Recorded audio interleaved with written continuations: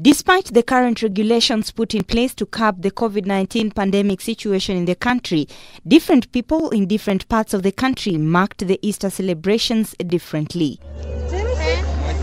In Isiolo County, for instance, Christian faithfuls gathered in their respective churches to pray and worship, unlike last year when churches were closed in all counties due to the coronavirus pandemic.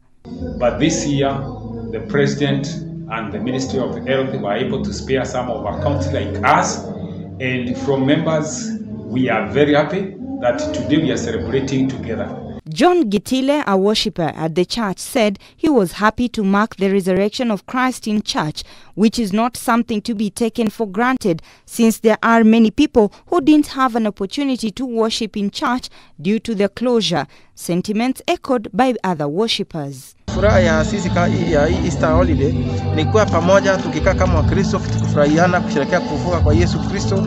In Kisumu County, the clergy have urged President Uhuru Kenyatta to consider reopening churches countrywide. Speaking after a church service, Reverend Jasper Mose of Lolwe Deliverance Church in Kisumu says churches have been going through difficult moments during the pandemic, since faithfuls cannot gather together and encourage members who have been affected by the pandemic.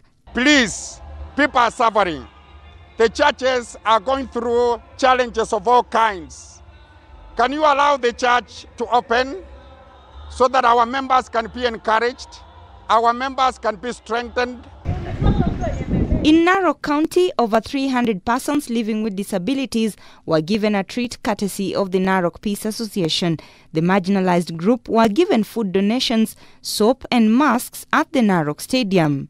Narok Peace Ambassador Joshua Olekapatu, who led the association in distributing the donations, called upon Kenyans of goodwill to assist the vulnerable members of the society as the country battles the coronavirus pandemic. We all know that coronavirus has been a challenge all over the world. And I believe as much as coronavirus has affected the lives of people, we can also impact the lives of people. Robi Omondi, K24, Weekend Edition.